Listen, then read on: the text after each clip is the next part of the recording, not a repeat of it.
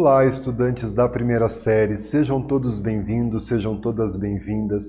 Eu, professor Paulo Brito, Ronaldo, nosso querido intérprete, seja bem-vindo, Ronaldo. Vamos conversar com vocês sobre renascimento e humanismo. Dois assuntos importantes marcam o início da Idade Moderna.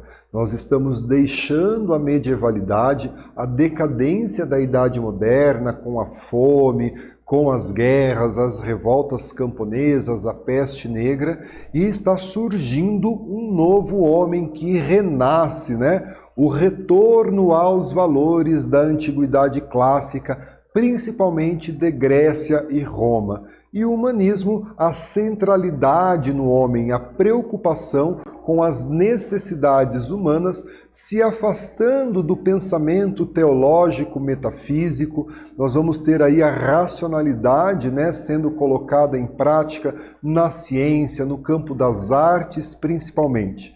Vamos dar uma olhada nos nossos objetivos de aula, né? Identificar, portanto, as principais características do Renascimento e do humanismo, desses dois movimentos importantes para a história, né?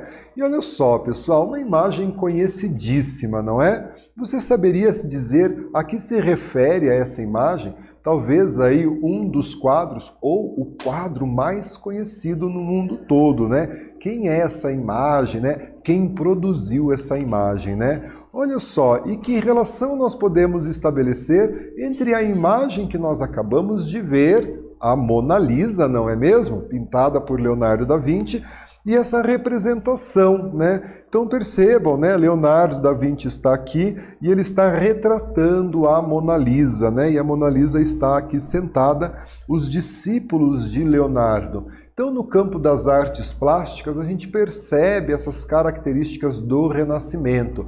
A aplicação de técnicas racionais, geométricas, né, os estudos de anatomia na composição das obras de artes do Renascimento. Então, essa relação que a gente estabelece entre as duas imagens, né? Mona Lisa ou Gioconda, né? Tem esses nomes, né? Então, a primeira pintura é a Mona Lisa, né? É a mais notável e conhecida obra de Leonardo da Vinci, que foi um grande pintor, né? Escultor, cientista, né? Inventor. O Leonardo, ele traz aí uma das mentes mais geniais de toda a história, né? Um grande gênio do seu tempo, né? E ele foi, com certeza, um dos artistas, né, mais eminentes do Renascimento italiano. A sua pintura foi iniciada, né, da Mona Lisa, por volta ali do ano de 1503, né? E é nesta obra que o artista melhor concebe a técnica do esfumato, que é deixar o fundo da tela esfumado, né? Uma técnica característica do Renascimento. Em outras obras renascentistas, a gente também percebe a utilização dessa técnica, não só em Leonardo da Vinci, mas em outros artistas renascentistas também. E a segunda pintura que nós vimos, né, é uma obra representando Leonardo da Vinci pintando a Mona Lisa, e é uma obra do século XIX, ela não é uma obra do Renascimento. O Renascimento, que começa ali por volta, né, dos anos de 1400, um pouco antes, as suas características, né, passam a ser aplicadas na arte. No século XVI, ali na transição para o século XVI, o auge do Renascimento, e daí essas técnicas, essas características se tornam presentes na pintura, não é mesmo? E o humanismo, ele foi uma das correntes das ideias, né, que contribuíram para a formação do Renascimento. Mas o que é esse humanismo, né? É um movimento intelectual que propunha, né, o estudo dos autores antigos, gregos e romanos, com o objetivo de construir um novo conhecimento do ser humano e do mundo. Então, como eu disse a vocês, durante a Idade Média, a grande parte das explicações para a vida humana era dada pela Igreja Católica. Por que choveu? Porque Deus quis. Por que teve a peste negra? Porque foi uma praga de Deus para os pecadores. E os humanistas, eles vão resgatar esses textos gregos, romanos, para dar uma nova versão a esse homem moderno, né? Essas transformações que traz o século XV para a gente, né? O declínio do feudalismo, o renascimento comercial, o renascimento das cidades, o surgimento e fortalecimento da burguesia como uma classe social importante, as grandes navegações, as novas descobertas, né, que o século XV e o século XVI traz para a vida de toda a sociedade europeia e, como consequência, também, né, na sociedade americana e em outras partes do mundo, não é mesmo? E olha aqui, Francesco Petrarca, retratado nessa imagem, um dos maiores humanistas ou dos mais notáveis humanistas, a figura aqui retratada do Petrarca, não é mesmo? E olha só, pessoal, enquanto o teocentrismo considerava Deus o centro do universo, então vamos ali entender a palavra, né? Teo, né? Ele tem essa relação com Deus, teologia, teólogo. Então, teocêntrico é Deus como centro. O antropocentrismo conferia essa condição de centro ao homem. Antropo significa homem. Daí nós temos, por exemplo, antropologia, que é o estudo do homem. Então, antropocentrismo é colocar o homem como centro.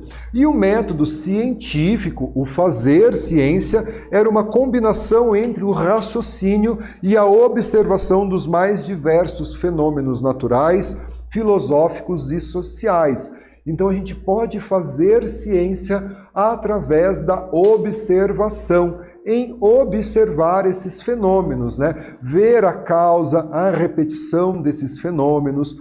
Por exemplo, pessoal, se nós precisamos fazer um levantamento do número de meninos e meninas na sala de aula, eu posso fazer essa ciência, né, a partir da observação. Eu entro na sala de aula, observo, vou contar que em uma sala de 35 alunos eu tenho 18 meninas e 17 meninas e eu posso então fazer um perfil de gênero da escola em que eu atuo, da escola em que você trabalha.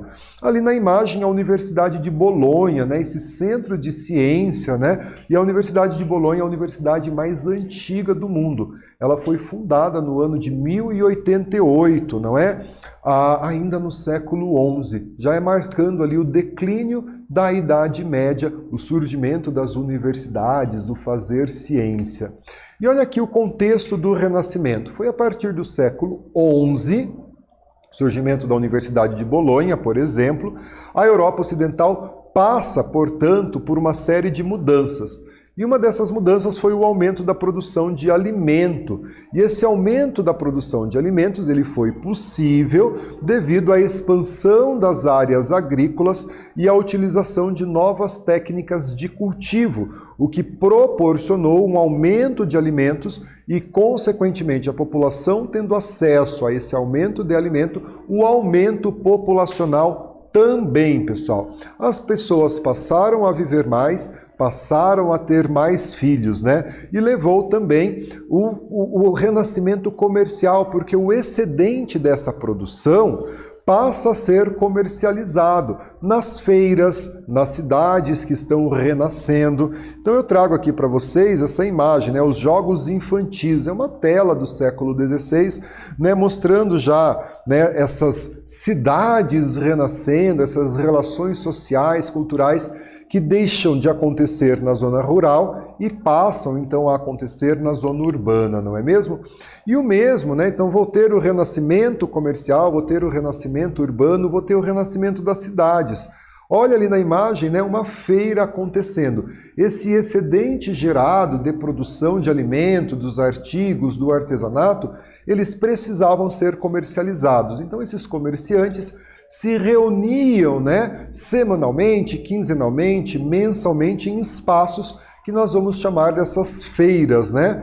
Vamos ter também as casas bancárias e o revigoramento da cidade. As pessoas estão deixando o feudo, a zona rural, e ocupando os espaços urbanos, né? Ou melhor, reocupando esses espaços urbanos. Essas cidades existiam durante a história antiga, né? Grécia, Roma, a população europeia se feudaliza na Idade Média e agora, com o Renascimento, passa a ocupar novamente essas áreas urbanas. Os mercadores circulavam pela Europa levando as suas mercadorias, as suas caravanas, trazendo mercadorias de outras regiões, Da Ásia, por exemplo, a porcelana, a seda, né, chinesa, as especiarias da Índia, o contato com o mundo árabe, muçulmano, a troca de ciência, a troca cultural, tudo isso marca esse renascimento, não é mesmo?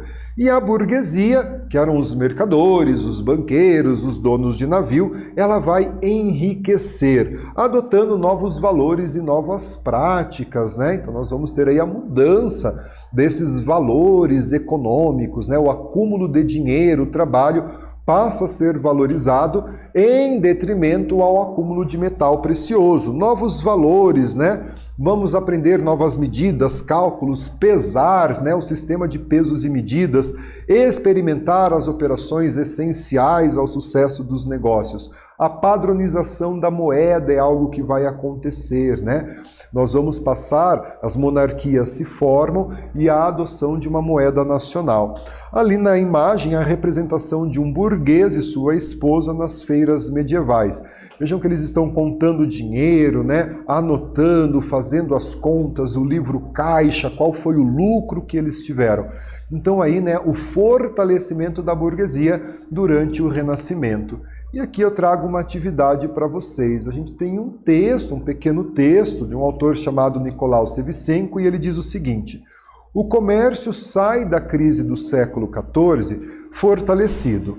O mesmo ocorre com a atividade manufatureira, sobretudo aquela ligada à produção bélica, à construção naval e à produção de roupas e tecidos, nas quais tanto a Itália quanto a região de Flandres se colocavam à frente das demais. E a gente tem a pergunta aqui, ó: qual o contexto europeu que favoreceu o desenvolvimento do movimento renascentista?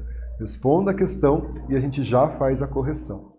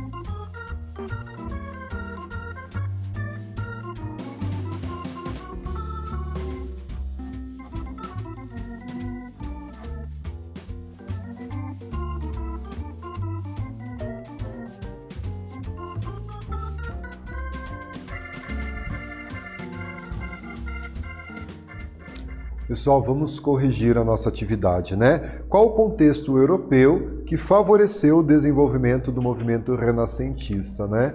Então ali uma série de mudanças ocorrem na Europa a partir do século XI que vai favorecer o desenvolvimento do Renascimento. O aumento da produção de alimento, novas técnicas agrícolas, o aumento populacional, o êxodo rural, o crescimento do comércio, a troca de mercadorias e o fortalecimento da burguesia podem ser apontados como fatores do contexto europeu que favorece o Renascimento, né? E aqui o Renascimento, né? Então, um conjunto de mudanças que vinham ocorrendo na Europa vão inspirar novos artistas, né, a produzir a arte renascentistas, né? Vão criar materiais, novas técnicas, novas formas de representação de imagens, né, do mundo, ligados à religiosidade. Então nós vamos ter aí essa ligação do Renascimento com a Igreja Católica. O berço do Renascimento são as cidades italianas que serviam de porta de entrada para a Europa. O contato com o mundo oriental, o contato com os árabes, faziam dessas cidades italianas importantes cidades de trocas culturais, não é mesmo? Ali a gente tem uma imagem chamada Escola de Atenas, de Rafael Sanzio. Rafael Sanzio, que foi um dos principais artistas renascentistas e produz essa obra que traz perspectiva, que traz uma geometria na obra, uma perfeição no desenho das formas, né? E algumas características do Renascimento. Então, a valorização do passado greco-romano é uma das características do Renascimento. O antropocentrismo. O homem passa, portanto, a ser visto como um ser criativo, virtuoso, dono do seu próprio destino. É o homem no centro. Nós precisamos pensar nas necessidades humanas em oposição à teoria teocêntrica, em que Deus era o centro de todas as coisas. Isso não significa dizer que os renascentistas eles eram ateus. Não, eles só estão mudando essa concepção. Dissemos, inclusive, que nós vamos ter uma ligação muito forte entre o Renascimento e a Igreja Católica, né? Os artistas renascentistas, como Michelangelo, trabalhando para a Igreja Católica, não é mesmo? O individualismo, a capacidade de criação individual do ser humano e uma nova visão do tempo, né? O tempo passa a pertencer ao homem. Mas, professor, como assim ele passa a pertencer ao homem? Na Idade Média, a gente dizia que era o tempo de Deus. E a gente utilizava o tempo da natureza, não é mesmo? Então, era o tempo da natureza que regia o trabalho do homem. O homem passa agora a utilizar o tempo a seu favor. Ele não precisa esperar o nascer do sol para começar a trabalhar e parar de trabalhar somente ao pôr do sol, que seria o tempo da natureza, o tempo de Deus. Bom? Aqui, a arte técnica renascentista, né? O realismo na representação da figura. Vejam ali na imagem, né? Nós identificamos as figuras, a técnica do esfumato no fundo, né? As formas geométricas. Então você passa a dividir o quadro, você vê alguns triângulos equiláteros no quadro, como na figura central, né, que é representada, essa composição da forma, esse realismo na representação humana. E esse realismo só era possível a partir dos estudos de anatomia que esses artistas vão ter que desenvolver, né, dissecar cadáveres, ver como era a composição muscular, óssea, os tecidos, para que eles pudessem representar da forma mais real possível, tá bom?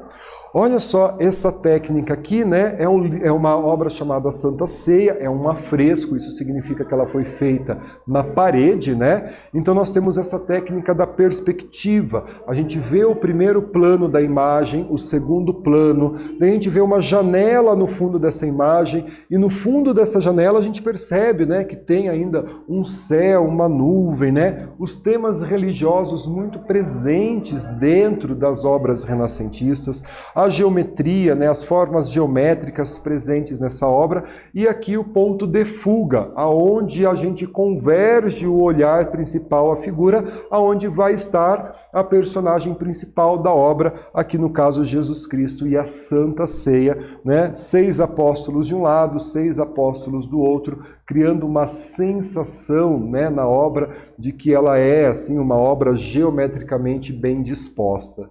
Beleza? Aqui, para você não esquecer dos personagens principais do Renascimento, as Tartarugas Ninja. Você sabia que as Tartarugas Ninja ela é uma homenagem ao quarteto renascentista italiano, Leonardo, Rafael, Donatello e Michelangelo. Leonardo da Vinci, Rafael Sanzio, Michelangelo Buonarroti e Donatello, esse quarteto de artistas renascentistas. Sabia disso, moçada? E agora eu convido você a fazer uma atividade. Olha que tela bonita, né? A obra a seguir, ela se chama A Primavera. E é uma obra de Sandro Botticelli, italiano, obra exposta, né, ali na Itália. Então vejam, né, a composição da obra, as personagens retratadas e responda ali, né, que características renascentistas nós podemos observar nessa obra do Sandro Botticelli. A gente já corrige a nossa atividade.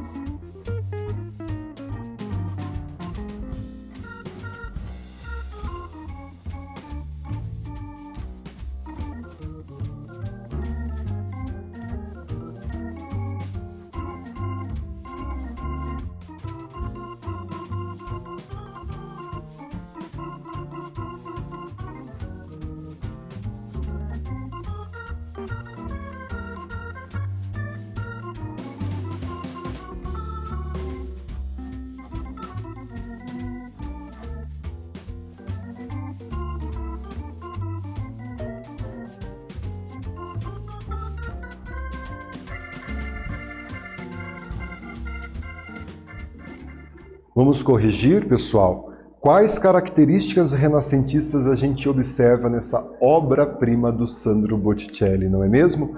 A temática mitológica, então nós vamos ter aí a figura de Vênus ao centro, as três graças, Mercúrio e Flora, que são personagens da mitologia grega, esse retorno à antiguidade clássica, a exaltação da beleza dos corpos, né, o realismo formal, a exuberância da paisagem natural, o naturalismo é uma dessas características, a perspectiva e a harmonia presente na tela, não é mesmo? Além de perceber também a técnica do esfumato. Galera, quanta coisa a gente viu na nossa aula, né? Olha essa escultura aqui, né? A Pietà de Michelangelo, feita em um bloco de mármore, feito à mão por Michelangelo, não é mesmo? Nós estudamos as principais características do Renascimento e do Humanismo e as técnicas utilizadas pelos artistas renascentistas na produção artística do período. Aqui estão as nossas referências de aula. Ronaldo, muito obrigado, nosso intérprete. Você fique bem, se cuide e até a próxima.